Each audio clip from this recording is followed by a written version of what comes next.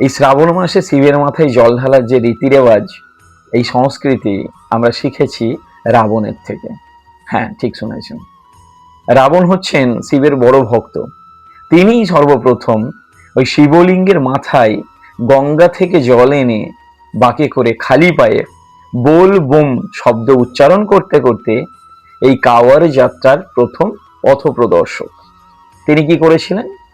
তিনি শিবলিঙ্গকে তুষ্ট করতে বা ভগবান শিবকে তুষ্ট করতে তিনি এই রীতি রেওয়াজকে প্রথম চালু করার পরে আমরা প্রতি মাসে এই শ্রাবণ মাসের বিশেষ করে সোমবার আমরা শিবের মাথায় জল ঢেলে শিবকে তুষ্ট করতে চাই।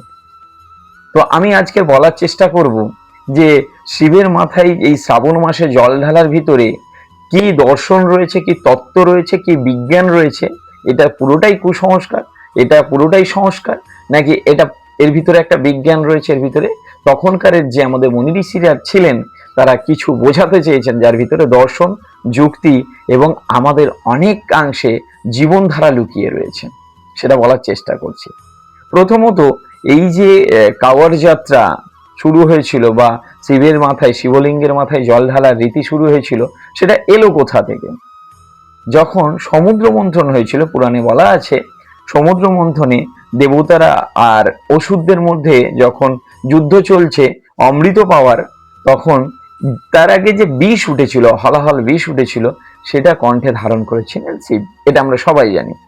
কিন্তু এই হলাহল বিষ ধারণ করবার পরে শিবের মধ্যে, শরীরের মধ্যে প্রচন্ড জ্বালা চলে আসে। তিনি উত্তপ্ত হয়ে পড়েন। তখন দেবতারা ভয়ভীত হয়ে যায়। তখন বিষ্ণুর আদেশে শিবের মাথায় ওই প্রথমবার জল ঢালা হয়েছিল, গঙ্গা জল। শিবের মাথায় আছে কি? চন্দ্র আর গঙ্গা, শিবের জটা থেকে গঙ্গার সৃষ্টি, তাই চন্দ্র হচ্ছে শান্তির প্রতীক। মানে আমাদের মধ্যে আমাদের যে উত্তপ্ত ভাব, আমাদের যে নির্বোধ কামবোধ, এই সব কিছুকে প্রশমিত করবার জন্য গঙ্গার জল ঢালা হয়েছিল। এখন প্রশ্ন, সোমবারই কেন ঢালা, কেন শ্রাবণ মাসেই ঢালা হয়? তো এই প্রসঙ্গে আমি একটা কথা বলি। দেখবেন শিবলিঙ্গটা যদি ভালো করে লক্ষ্য করেন তাহলে দেখতে পাবেন এখানে শিবলিঙ্গ মানে একটা নারী এবং পুরুষের যৌনাঙ্গের দৃশ্য ওখানে রাখা আছে। আর তার নিচের অংশটা যে বেদিটা থাকে, সেই বেদিটা একটা নালী হিসাবে বা নালা হিসাবে নিচের দিকে নেমে যাচ্ছে। যদি ভালো করে লক্ষ্য করেন দেখবেন আমাদের নারী পুরুষের যে যৌন সঙ্গম রয়েছে তার দৃশ্যটাকে কিছু অংশে তুলে ধরা। এখন প্রসঙ্গ, তাহলে কি এখানে শুধু যৌন প্রদর্শন? আগে নাও, আমাদের এই পৃথিবী বা প্রকৃতি সৃষ্টি হয়েছে দুটো ধারা দিয়ে। একটা হচ্ছে প্রকৃতি আর পুরুষ যোগ, মানে মাতৃ যে জননেন্দ্রিয় রয়েছে সেটা হচ্ছে প্রকৃতি দেখানো হচ্ছে, ভূমি দেখানো হচ্ছে, আর পুরুষকে দেখানো হচ্ছে বীজ। ভগবান বা তখনকার মুনি ঋষিরা বোঝানোর চেষ্টা করছেন এই প্রকৃতি আর এই বীজ দুটো মিলেই সৃষ্টি চলে। আর শ্রাবণ মাস হচ্ছে উর্বরতা। এই সময়ে আমাদের কৃষিকাজ, আমাদের এই পৃথিবী, আমাদের প্রকৃতি আবার নতুন করে সেজে ওঠে। আমরা মানুষ হিসাবে সেই প্রকৃতির সৃষ্টিকে একটা মান্যতা দেওয়া, তার প্রতি একটা গ্র্যাটিটিউড রাখা, এবং আমরা মানুষ হিসাবে সেই প্রকৃতির সৃষ্টির সময়ে আমরা যেন তার সৃষ্টিতে সহযোগিতা করি।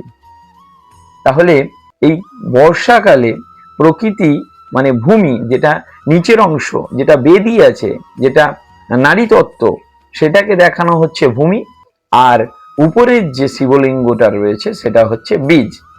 তুমি এই ভূমি আর এই বীজকে জল সিঞ্চন করলে তাহলেই এই প্রকৃতি সৃষ্টি আগের দিকে এগোবে। আদারওয়াইজ এই প্রকৃতি তুমি তার মান্যতাকে স্বীকার করছো না। এটা গেল একটা দিক। তো এবার কেন শিবলিঙ্গে জল ঢাললে আমাদের উপকার হবে? কারণ এখানে একটা ইন্ডিকেশন দেয়া হচ্ছে যে যখন গ্রীষ্মকাল শেষ হচ্ছে, গ্রীষ্মকালের পরে আমাদের ভিতরে যে পিত্ত রয়েছে, আমাদের ভিতরে টোটাল যে ফিজিওলজি রয়েছে, এই টোটাল ফিজিওলজি অনেক বেশি গরমকালে উত্তপ্ত হয়ে আমাদের পিত্ত, বাত, কফ এইগুলো অনেক বেশি বেড়ে যায়। এই সময় আমরা যদি আমাদের মধ্যে শীতলতাকে ধারণ করি তাহলে আমাদের মধ্যে উর্বর শক্তি বাড়বে। এই সময়ে যদি আমরা প্রকৃতির যে নিয়ম রয়েছে সেই নিয়ম মাপে আমরা চলি, বিশেষ করে আমাদের ভিতরে যে টক্সিন আছে সেটা যখন পায়ে হেঁটে আপনি অনেক দূরে যাচ্ছেন, যে দৈহিক পরিশ্রম হচ্ছে, তাতে আপনার টক্সিন রিলিজ হয়। যখন বোম ভোলে বা বোল বোম বলে বলে আপনি চ্যান্টিং করে রাস্তা হাঁটছেন এক দলে, তখন আমাদের মধ্যে ডোপামিন রিলিজ হয়। তো এই সমস্ত প্রসেসে আমরা আমাদের শরীরকে একটু ক্যাসারত করাই, আমাদের শরীরকে একটু পরিশ্রম করায়, যার ফলে আমাদের শরীর থেকে সেই গরমের যে হলাহল বিষের যে জ্বালা রয়েছে সেটা শীতলীকরণ হয়। আর সোমবার হচ্ছে সোম মানে হচ্ছে মানডে মানে মুন, চন্দ্র। এই চন্দ্রের প্রভাব এই সোমবারে আমাদের এই প্রকৃতির উপর অনেক বেশি পড়ে। তাই সোমবার হচ্ছে শীতলীকরণের সব থেকে বেস্ট দিন, সব থেকে সঠিক দিন। তাই আজ শ্রাবণ মাস হচ্ছে ঋতুর মধ্যে সব থেকে শীতল। তাই শ্রাবণ মাসে সোমবার আমরা শিবের মাথায় জল দিচ্ছি, মানে এই শিবটা আপনি যদি ভাবেন সেই পরম ব্রহ্মের আপনি একটা অংশ, মানে আপনি নিজেকে শীতলীকরণ করুন এবং আপনার মধ্যে যে হলাহল বিষ জমেছে সেটাকে ওই দৈহিক পরিশ্রম করে এবং কিছুটা আধ্যাত্মিক চিন্তা করে, চ্যান্টিং করে, আমাদের ভিতরের একটা হচ্ছে মাইন্ডের ভিতরে বা মনের ভিতরে যে বিষ রয়েছে সেটাকে বের করে দেওয়া এবং শরীরে যে টক্সিন রয়েছে সেটাকে বের করে দেওয়া। এবং সোমবার যদি আপনি এই কাজটা করতে পারেন তাহলে এর কার্যকারিতা অনেক বেশি হয়। তো সোমবার শ্রাবণ মাস আমরা যে বোম ভোলে বা বাবা শিবের মাথায়, শিবলিঙ্গের মাথায় যে জল ঢালি, তার ভিতরে তত্ত্ব, বিজ্ঞান এবং কি দর্শন রয়েছে, কি যুক্তি আছে, সেটা বলে বোঝানোর চেষ্টা করলাম।